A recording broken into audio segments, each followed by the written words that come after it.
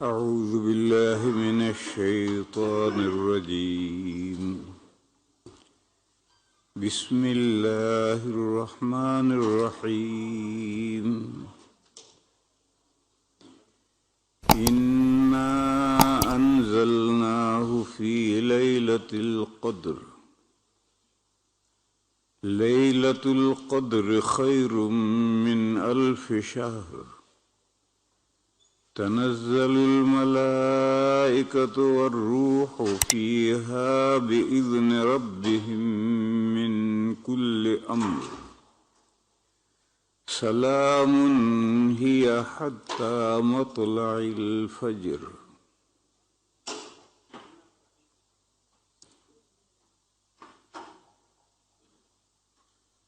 بزرگوں اور بھائیوں، ایک مسئلہ سمجھو. اللہ نے کائنات میں تفاضل رکھا ہے. تفاضل کے معنی ایک سے ایک بڑھ کر. ہر چیز میں تفاضل رکھا ہے. فرشتے،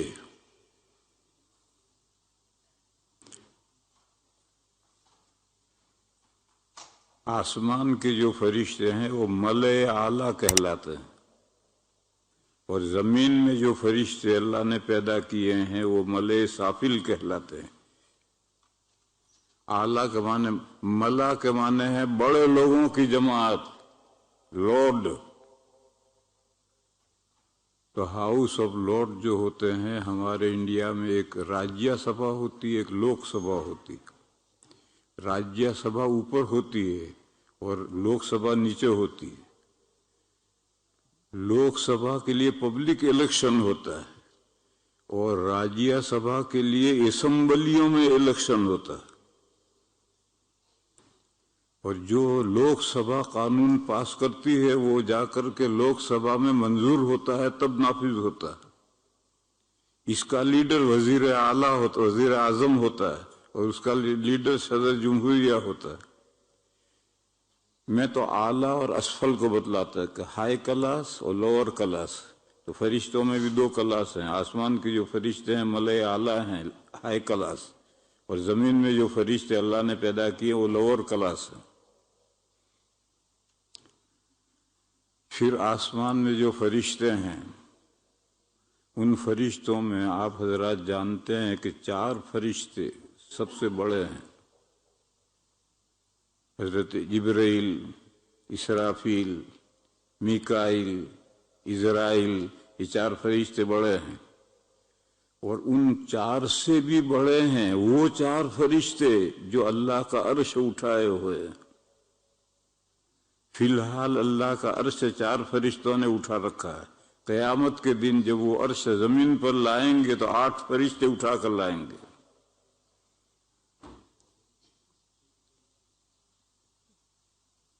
ان مخلوقات میں بے شمار مخلوقات ہیں اللہ کی. ان میں سب سے افضل انسان ہے. وَلَقَدْ كَرَّمْنَا بَنِي آدَمَ. ہم نے انسان کو عزت دی، اس کے سر پہ شرافت کا، بزرگی کا تاج رکھا. پھر اس کے بعد کون ہے چھوڑو اسے. اول نمبر انسان کا ہے. اسی طرح سے ٹائم کے 2 پیس ہیں،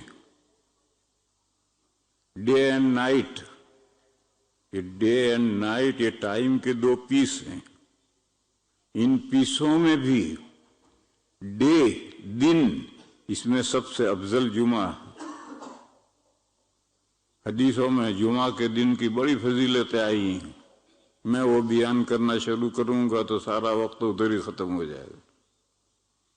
اور نائٹ، ان نائٹ میں سب سے افضل شب قدر ہے. شب معنی نائٹ، اور قدر کے معنی ویلیویبل، بڑی قیمتی. یہ جو شب قدر ہے یہ راتوں میں سب سے افضل ہے. اور راتیں بھی فضیلت میں ہیں جیسے شب برات وغیرہ، لیکن شب قدر جو سب سے افضل ہے. اور دنوں کے اندر جمعہ سب سے افضل ہے.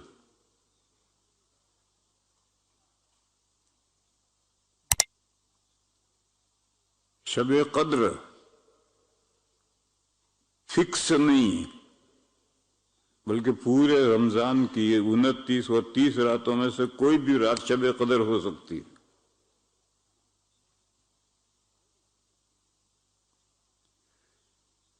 बस इस मजमून को इतना ही समझ लो।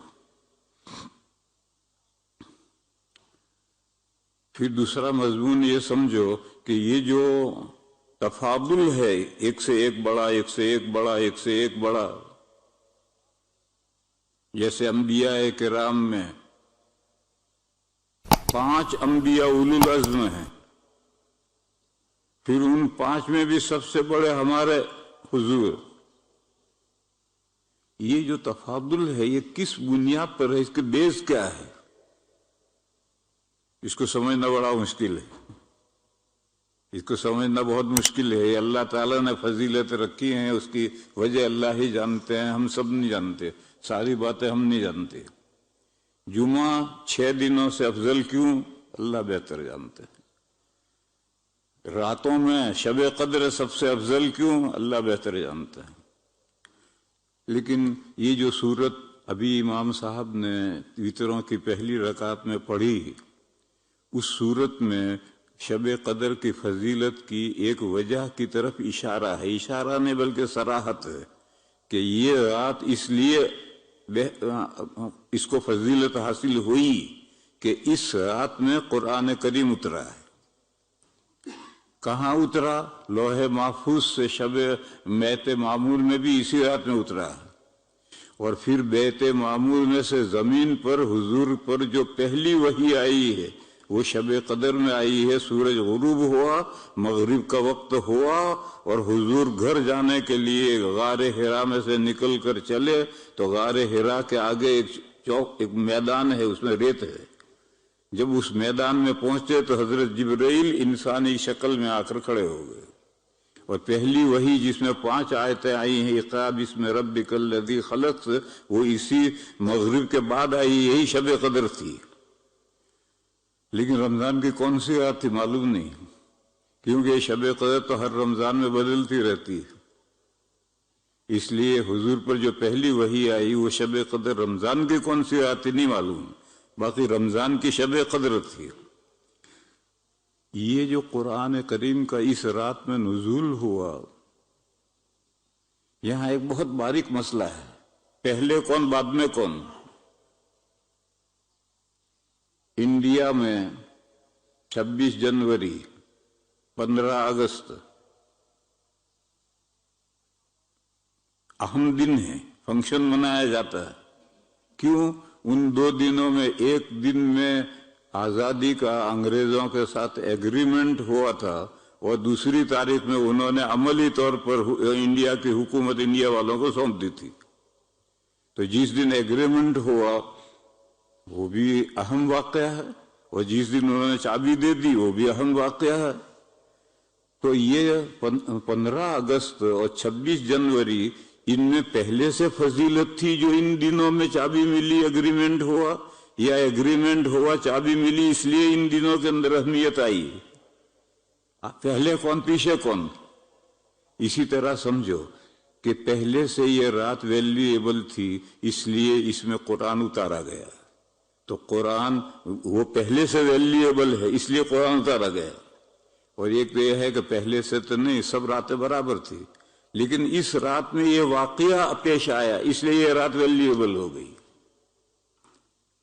ये दोनों सूरतें सोचने की।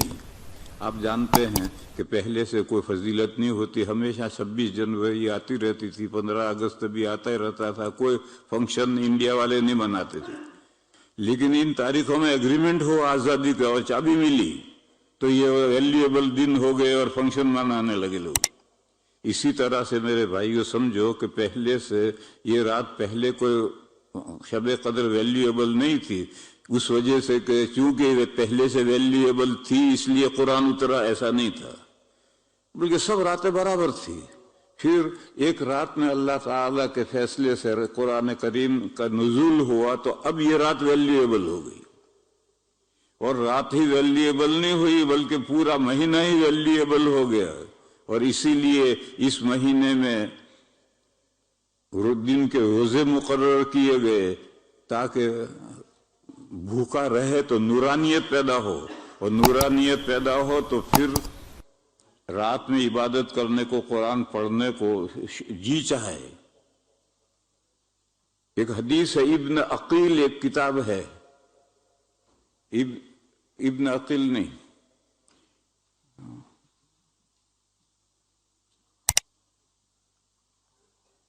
ابن عقیل، ضعفاء ابن عقیل، یہ کتاب ہے 7 جلدوں میں۔ اس کتاب میں تمام ضعیف راوی اکٹھا کیے گئے، اور ہر ضعیف راوی کی ایک ایک حدیث بھی اکٹھا کی گئی، لکھی ہے کہ یہ اس راوی کی ضعیف حدیث ہے۔ اس کتاب کے اندر یہ حدیث ہے، نبی پاک صلی اللہ علیہ وسلم نے فرمایا کہ اللہ تعالیٰ نے رمضان کے دنوں کے روزے فرض کیے، اور میں نے اس کی رات میں زائد نفلیں مسنون کی، ایکسٹرا اور نفلوں کے بنسبت خاص رمضان ہی کی زائد نفلیں 20 رکعتیں یہ میں نے مسنون کی، اور اللہ نے روزے فرض کیے۔ اس کے بعد پھر ایک میں روایت بیان کرنا چاہتا ہوں، تفسیر کی ایک کتاب ہے الدر المنثور، علامہ سیوطی رحمۃ اللہ علیہ کی ہے۔ اس تفسیر میں یہ جو انا انزلناہ فی لیلۃ القدر ہے، اسی سورت کی تفسیر میں وہ روایت ہے، جس کو دیکھنا ہو دیکھو۔ حضرت علی کرم اللہ تعالی وجہہ نے فرمایا کہ یہ جو رمضان میں 20 رکعت تراویح کا جو نظام بنا ہے، حضرت عمر نے بنایا ہے، یہ میرے مشورے سے بنایا ہے۔ حضرت علی نے کہا کہ میں نے مشورہ دیا تھا حضرت عمر کو، اور میرے مشورے سے انہوں نے رمضان کی راتوں میں 20 رکعت کا جماعت سے پڑھنے کا نظام بنایا۔ اس سے پہلے جماعت سے نہیں پڑھی جاتی تھی، لوگوں کو ترغیب دی جاتی تھی کہ رمضان کی راتوں میں ایکسٹرا نفلیں پڑھو، کم و بیش لوگ پڑھتے تھے۔ 2 راتیں یا 3 راتیں حضور نے پڑھا کر کے پھر فرضیت کے اندیشے سے بند کر دیا۔ پھر حضور کا زمانہ گزر گیا، ابو بکر کے 2 سال گزر گئے، حضرت عمر کے 6 سال گزر گئے۔ 6 سال حضرت عمر 10 سال خلیفہ رہے ہیں، تو 6 سال 2 سپر پاوروں سے ایک ساتھ لڑائی چل رہی تھی، ادھر ایران سے چل رہی، ادھر رومن امپائر سے چل رہی تھی۔ دونوں ایک تو ختم ہوا اور ایک کا زور ٹوٹا 6 سال میں جا کر۔ پھر اس کے بعد کچھ سکون ہوا تو پھر حضرت عمر نے ملک و ملت کے تنظیم کی طرف توجہ دی، کیونکہ اب گورنمنٹ انٹرنیشنل بن گئی ہے، پہلے نیشنل گورنمنٹ تھی، اب انٹرنیشنل بن گئی ہے، اور مسلمان بھی صحابہ، تابعین، تابعین بے حساب مسلمان بھی ہو گئے ہیں۔ تو پھر ایسی صورت میں ملک، کنٹری اور ملت، مذہب والے، ایک مذہب والے، ان کو آرگنائز کرنا یہ ضروری ہو جاتا ہے۔ تو حضرت عمر رضی اللہ تعالیٰ عنہ کے 6 سال گزر گئے، اس کے بعد انہوں نے ملک و ملت کی تنظیم کی ہے۔ ان ملت کی تنظیم میں سے یہ جو تراویح کا نظام ہے، یہ پوری ملت کی تنظیم بنائی۔ دیکھو آج اگر ہم باقاعدہ جماعت کا نظام دنیا میں نہ ہوتا اور ترغیب دیتے کہ رمضان میں نفلیں پڑھو، نفلیں پڑھو، نفلیں پڑھو، تو انشاءاللہ 5 آدمی بھی ہر مسجد میں نہ ہوتے، اور بہت سی مسجدیں تو خالی ہوتی۔ لیکن حضرت عمر نے جو جماعت کا نظام بنا دیا تو ساری دنیا کی مسجدیں بھری ہوئی ہیں۔ یہ پوری ملت کو منظم کیا، آرگنائز کر دیا۔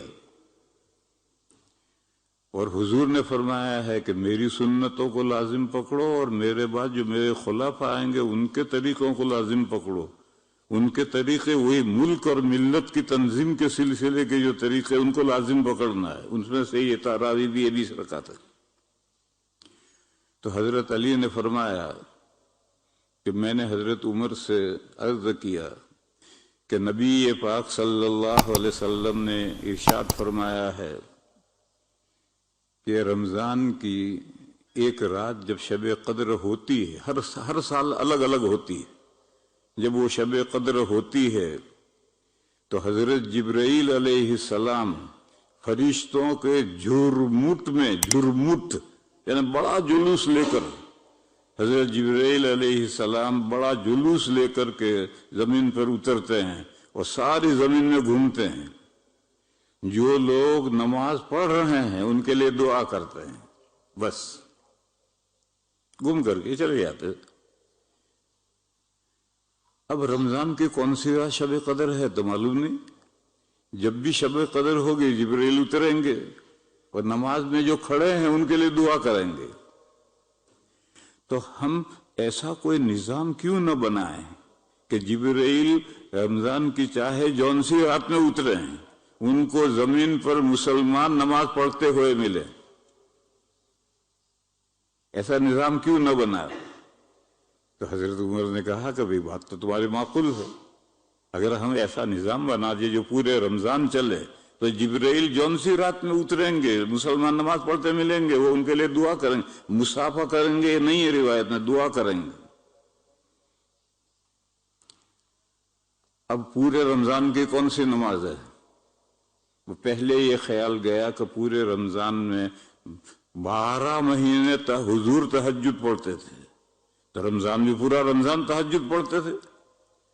تو پہلے نظام بنایا کہ امام صاحب عشاء تو حضرت عمر پڑھائیں گے اور پڑھا کر جب چلے جائیں گے تو پھر دوسرے امام حضرت ابی ابن کعب اور حضرت تمیم داری یہ 8 رکعت پڑھائیں گے اور وہ 8 رکعت پڑھائیں گے، اس کو سحری تک لمبا کریں گے،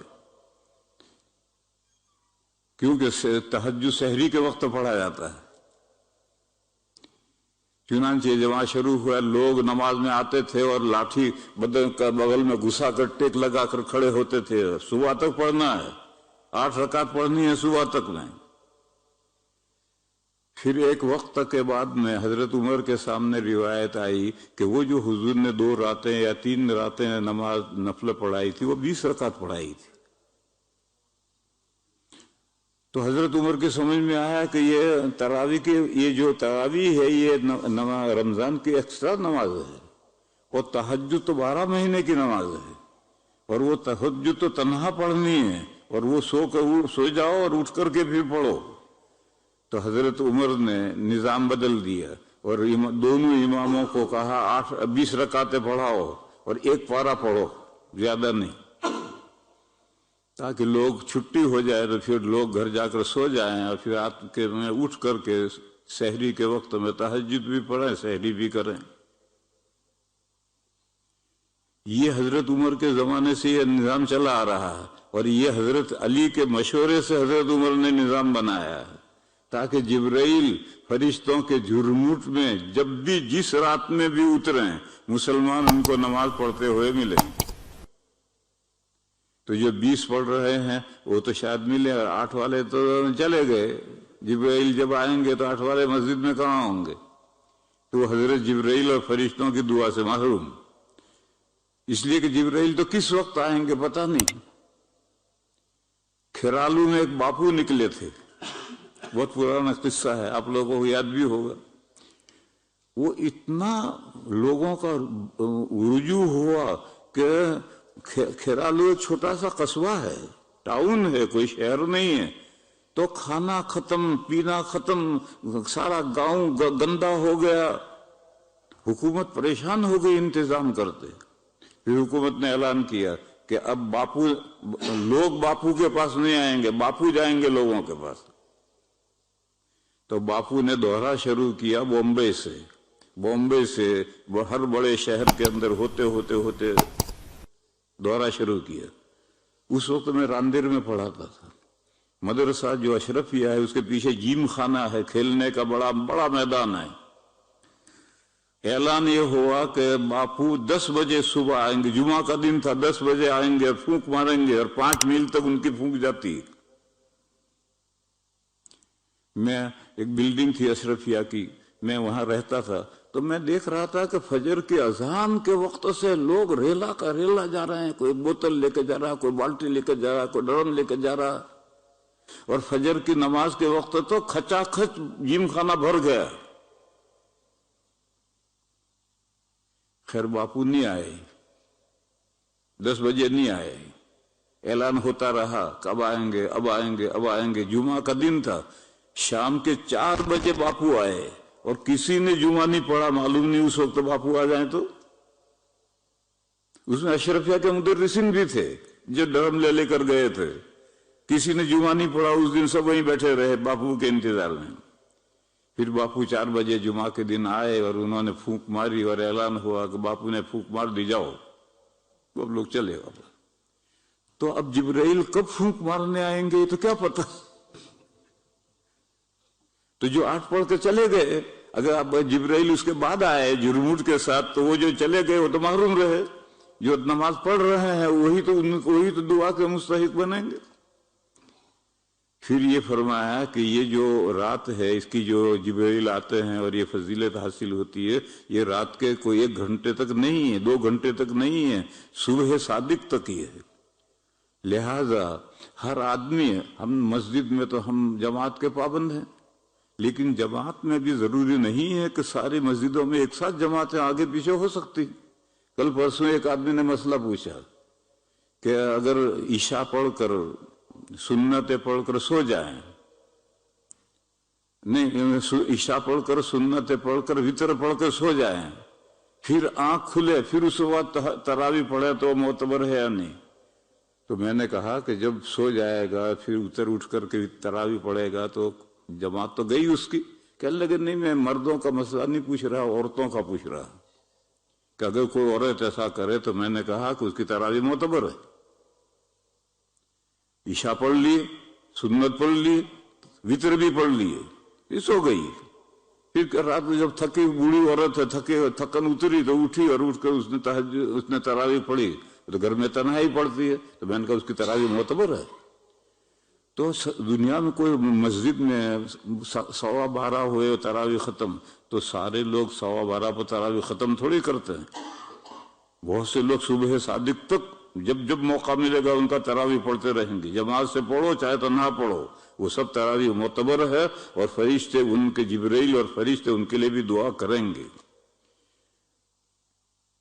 بہرحال مجھے تو صرف اتنا مضمون سمجھانا ہے کہ حضرت علی نے فرمایا کہ یہ جو تراویح کا حضرت عمر نے نظام بنایا ہے 20 رکعت کا، یہ میرے مشورے سے بنایا ہے، اور میں نے یہ حدیث حضرت عمر کو سنائی تھی۔ تو حضرت عمر نے کہا کہ پھر ٹھیک، تو تمہاری بات تو تم ٹھیک کہتے ہو، ہم نظام کیوں نہ بنا دیں کہ جس رات میں بھی جبرائیل آئیں مسلمان ان کو نماز پڑھتے ہوئے ملے اور ان کی دعا کے حقدار بنیں۔ وآخر دعوانا ان الحمدللہ رب العالمین۔